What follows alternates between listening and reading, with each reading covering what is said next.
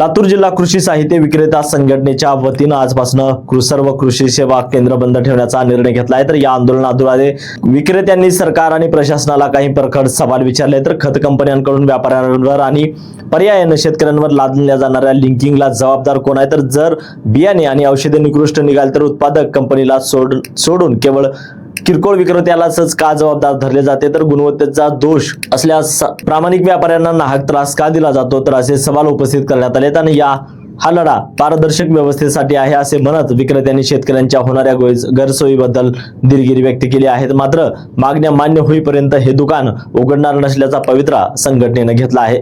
ऐन खरीपाच्या तोंडावर कृषी केंद्रे बंद राहिल्याने शेतकऱ्यांच्या अडचणी वाढण्याची शक्यता आहे। तर आता प्रशासन यावर काय तोडगा काढते हे पाहणं महत्त्वाचं आहे। तर या सगळ्यांचा आढावा घेतलाय आमचे प्रतिनिधी नितीन बनसोडे यांनी। लातूर शहरासह राज्यभरातील खते आणि बी बियाण्याच्या दुकानदारांनी आज संप पुकारलेला आहे। बेमुदत संपावरती गेलेले आहेत।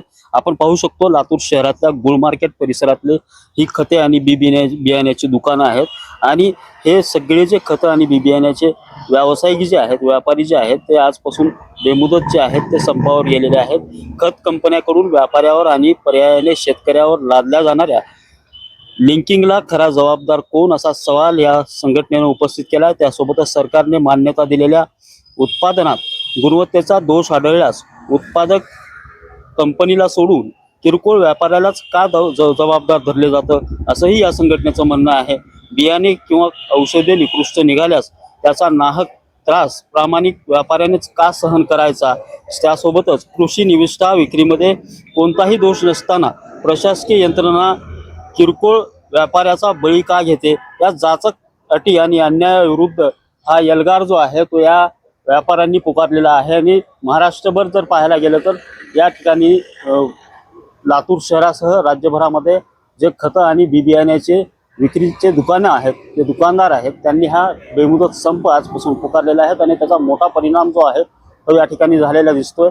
कारण आता खरीपाच्या पेरणीचा हंगाम लवकरच सुरू होणार आहे आणि अशा काळात जर ही दुकाने जर बंद राहिली तर याचा मोठा फटका देखील शेतकऱ्यांना बसण्याची शक्यता वर्तवली जाते आहे। नितीन बनसोडे, एकमत डिजिटल, लातूर।